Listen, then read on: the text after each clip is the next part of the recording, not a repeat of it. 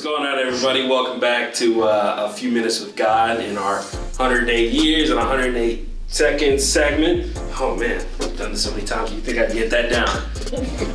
I asked you if you want me to help you. I'm just kind of getting through it right now. So, last week we talked about, what was it exactly?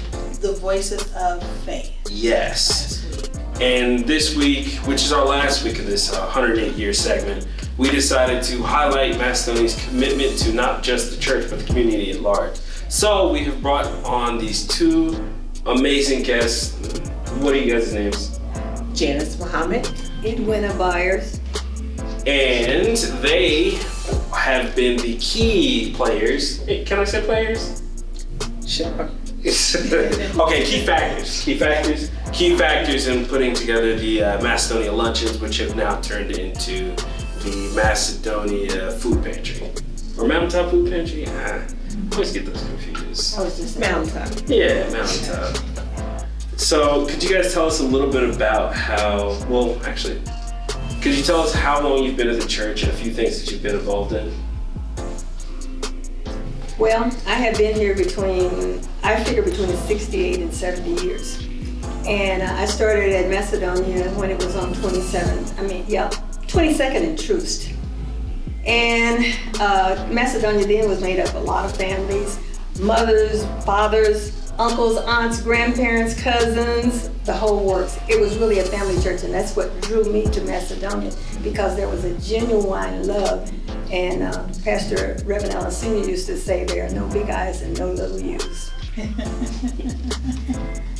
And what about you, Mama Janice? I came along in about 97, right after Pastor Brooks came on board. I used to visit all the time when Pastor Allen was here, but I actually joined, and that's another story in itself, but after Pastor Brooks. Gotcha. And my history goes to starting to volunteer. I was just sitting in the pews, and every Sunday he would say, we need help. And I had recently been in a car wreck, and I had my arm in a sling, and I was got up all these nerves to go to the office. And I went to the water fountain. I hurried up and ran past the door, and he called my name. And I said, I don't have but one hand, but I can answer the phone. And he made like I just was a gift from God. He said, we've been needing someone to answer the phone while we have staff meetings. So that's how I started answering the phone. No computer or office skills whatsoever, just answering the phone while they have staff meetings. And if I remember correctly, you ended up becoming the office manager for how long? About 18, almost 20 years. Really? Wow. Was that long? It was. Wow. So how did you transition from being a volunteer to becoming staff here at Macedonia? That's a made-for-movie thing, but I was working at the post office, and every time they were looking for work for me, because I got injured at work, I would be at the church. Every time they called me, they was like, we need to do a visit. I was like, come up to my church, 2455 Benton, I'm up here. And I never forget, the lady from the Department of Labor came to Macedonia on Benton, and she met with me and Pastor. She's like, well, you're always here. How about we just pay you to work here at the church? So I look at Pastor, he looked at me, and she said, no, if he gives you a stipend, we'll pay the rest. You keep all your post office benefits. Look at God. So God is my witness. We let her get in our car. We start running in the hallway. We started just praising God, because we said, yeah. And I kept saying, okay, they can't never come back and get me. She said, no, once we sign off on this, you will remain a postal employee, and we will pay you, and you'll be a Macedonian. So that's why I was like, I was there. I was so scared. I worked 20 hours. Pastor Brooks just say, go home. I'm like, no, I want to stay right here. It was just so peaceful. Yeah. And to this day, I'm still at the post office roads, joining workers' comp.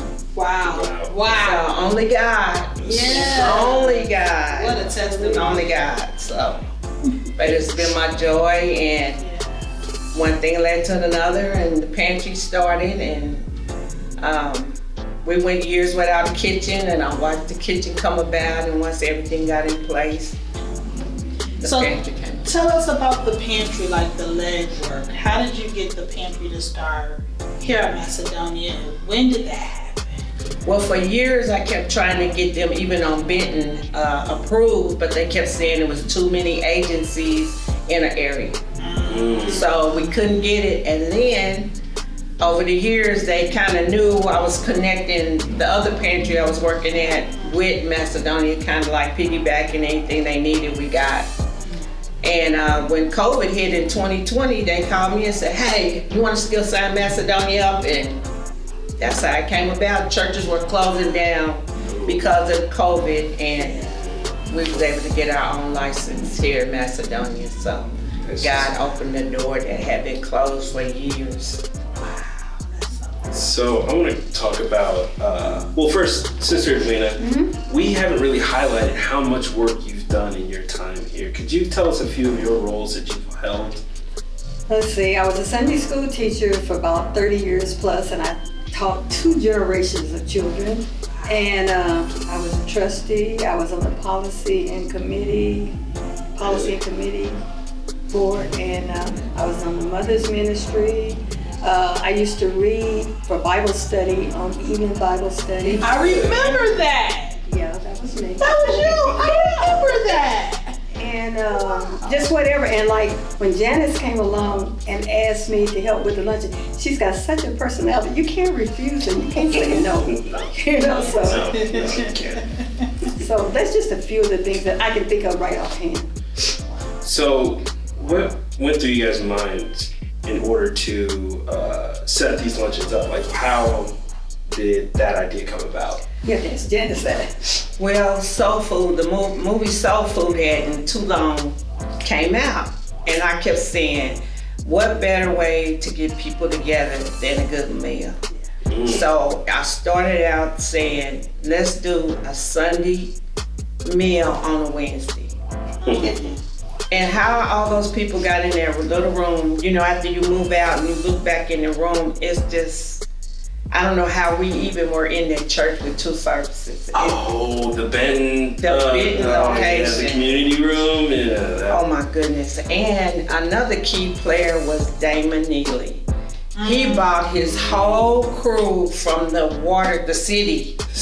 And Pastor made it where you had to get a spiritual food and physical food. So Pastor Sims would bring the word at the luncheon. So you couldn't just get a meal, you had to get the word too. So it was a message with the meal. It's funny how that ties together. He talked about that. Yeah. That goes way back. And so that's how it would be so many people there in the making place to go. It was just people coming from everywhere. But on Wednesday, they knew they would get a good Sunday meal. So about what time were the lunches happening? Because I remember hearing about them, but I never remember seeing them. It was right after Bible study. Like the morning, or? Yeah, it was morning Bible study on Wednesday. Yeah, that's why I didn't make it, because Yeah. stuck in school. Dang it. You missed all the good meals. I did. Yeah. Look. And she continues to cook on Wednesdays. You gotta feed the help. It's just always like that. It's always been in my nature to make sure, I mean, even back in the day at my house, the neighborhood was fed whenever it was a holiday, a barbecue, whatever. Everybody on the block got fed, you know, so it's just in my nature. But she feeds me every Wednesday. I go to her, Mama Ginger, can I have some in the kitchen, please? She goes, yeah, baby, get you some. I don't have to ask, but I love talking to Mama Ginger. Oh yeah. Can I have some food? So what did it take for you guys to set up these luncheons? Like, obviously you brought in the food, but who cooked it? How did you order who was coming in? And just kind of get that all set up. It's just like today. If you desire to work in the pantry, you just contact me, and if you have a heart to serve, you can come and serve. Just like then, I called out my bakers, Andy Fowler, Denise Jones, those are bakers. I'm not a baker, I'm a meal planner and cooker. Yeah. I had Ricky Hollinger, I don't want to forget nobody, but Adrian Moore, it just was people who was cooks. Lily Caldwell, she's a cook, she was right there. I just had people who were available on Wednesday, they would just be there. And maybe I gave them the food on Tuesday, but we was always ready to serve. It was the food was always ready. That's one thing about it. Correct. Oh gosh, sorry guys, I got something in mind. I've been fighting it over here for the last 20 minutes. However long we've been here, felt like 20 minutes. So, Sister Duna, what was your experience with the food pantry? Well, I didn't have much to do with the food pantry, but I helped with the Outreach Luncheon. The luncheon, and sorry. Janice recruited people, and nobody turns Janice down. And after we got it was really fun. It was enjoyable. You know, you were doing a service, helping someone, so I thoroughly enjoyed it. Could you guys tell us a few of your most memorable moments from doing the Outreach Luncheon? It's just the faces, people's face, that they would be so, even at the pantry to this day, you have people coming in and being thankful and grateful to the church for what we're doing. Yeah, I remember one guy that I went to school with a couple years ahead, and he used to ride his bicycle and come to the luncheon. Really? And he has since passed away, but he would be there all the time. It was a blessing just kind of seeing that was something that the church was able to do and has grown into what it is now. Actually, I keep thinking they have a direct correlation, do they? Is it safe to assume that the luncheon and the food pantry are almost one and the same? Yeah, one's cooked and one was you cook yourself. So. Yes, that's the difference. You get your hot meal. Yeah. Well, I think that's a good place to stop. You guys have been such a blessing to sit with, and we just appreciate everything that you guys have done for the church, do for the church, and me personally, the impact that you guys have had on my life in particular. I've grown up here, and every time I come in, I either see your smiling face, and it's just always a blessing. So thank you guys so much for your commitment to the church, me, and the community as a whole. You got anything to add? Thank you. Thank you. Thank you for joining us for another episode of A Few Minutes with God in our 108 years and 108 seconds of Macedonia Story segment. Unfortunately, this is the last one for this year, but hopefully we return next year. We will. We got it. We'll be back next year. Okay. Look, I'm watching you. I'm watching you. Okay. But anyway, thank you guys for joining us once again, and thank you to our guests. You guys have been such a blessing. Yes. But we will see you guys next time. Bye. Bye.